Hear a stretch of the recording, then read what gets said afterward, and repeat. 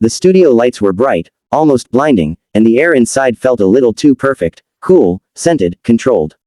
The audience clapped, laughter rolled, and the cameras caught every smile. Sherri Shepherd's talk show had always been a space for joy, for humor, for lighthearted honesty. And today's guest, beloved actress and comedian Melissa Peterman, was expected to bring just that, light and laughter. But sometimes, even the brightest souls have days when the weight of the world presses too hard against their smiles. Melissa walked onto the stage wearing that familiar grin, waving to the audience, her voice bouncing with cheerful energy. Inside, though, she carried a quiet exhaustion, one that had been building for weeks. Her mother had fallen ill, a close friend had passed unexpectedly, and the world that once felt warm and forgiving suddenly seemed sharp and noisy. But she had come anyway. The show must go on, she told herself. It always had. Sherri welcomed her with open arms. The two had known each other for years, women who had fought their way through the chaos of Hollywood with humor as their armor. The first few minutes were pure gold, old stories, laughter, jokes about age and fame. The crowd adored it. But then, as often happens in live TV, a joke went too far.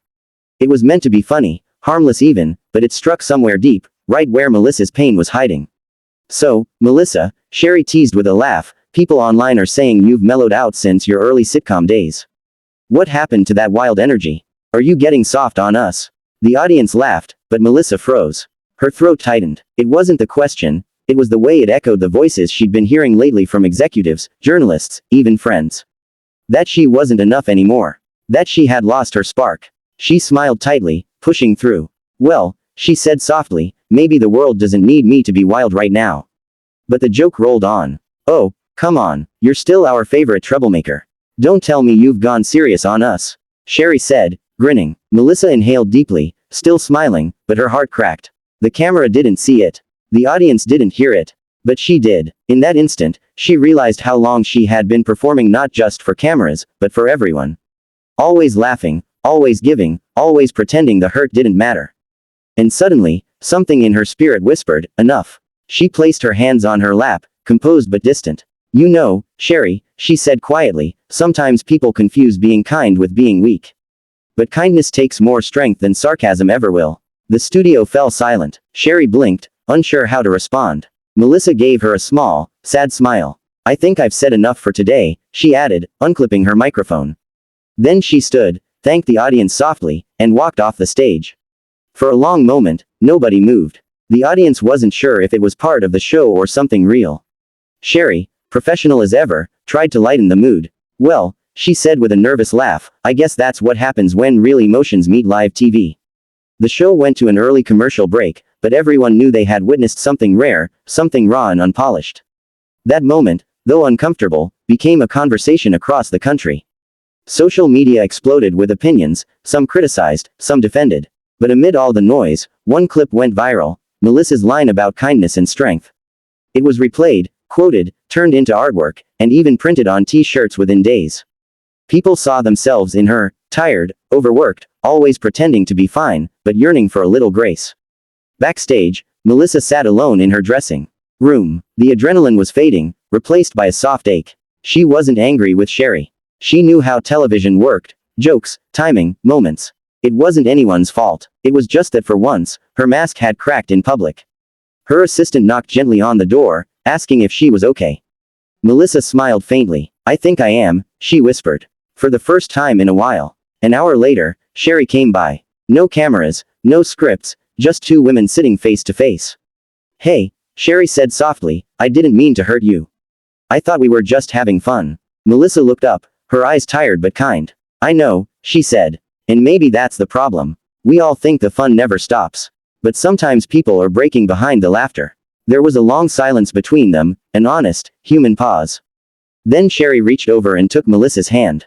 Thank you for reminding me, she said. We forget, don't we? That everyone's carrying something. Melissa nodded, her eyes glistening. We do, but we can choose to be gentle. The next morning, Sherri opened her show with an unplanned monologue. She talked about empathy, about listening, about how people in entertainment often forget to see the person behind the performer. She didn't name Melissa, but everyone knew who she meant. Kindness, she said, isn't about never making mistakes. It's about caring enough to make things right. Melissa watched from home, tears streaming down her face. Not of regret, but relief. For once, Her vulnerability hadn't been turned into gossip. It had become a bridge. People were sharing stories of their own, times they'd been misunderstood, times they'd needed grace. The clip that had started as a controversy became a message of healing. Weeks later, Melissa returned to the show. This time, there were no bright jokes, no rehearsed lines. Just two women, sitting side by side, talking about life and kindness. Sherri asked her, "What made you come back?" Melissa smiled gently. "Because running away isn't strength," she said. "Coming back and forgiving, that's where the power is." The audience stood and applauded, not for the fame, not for the spectacle, but for the honesty. After the show, Melissa stayed behind to meet some fans. A woman in her 50s came up to her, holding a small photo. "That line you said, about kindness not being weakness, it helped me," she said through tears. "I was about to quit my job because I felt invisible. But now, I think I'll stay and try again." Melissa hugged her tightly. No cameras this time, no spotlights. Just two hearts meeting in shared humanity. As she left the studio, Melissa looked back once at the stage lights. They were still bright, still blinding, but somehow softer now. She realized that strength wasn't in keeping the mask on. It was in daring to take it off.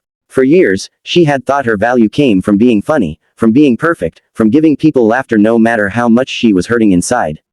But that day taught her something far deeper. The world doesn't need us to be flawless, it needs us to be real. To care, to forgive, to show up for each other even after we break. Outside, the sun was setting over Los Angeles. The city was loud, restless, full of dreams and disappointments. But for the first time in a long time, Melissa felt peace. She sent a quick message to Sherri. "Thank you, for seeing me." A reply came within seconds. "Thank you for reminding me who we're really doing this for." Some stories don't end with applause. They end with quiet understanding. That day, two women turned an uncomfortable moment into a movement of compassion. And though television moved on to its next headline, somewhere deep in the hearts of millions, that one sentence continued to echo. Kindness takes more strength than sarcasm ever will.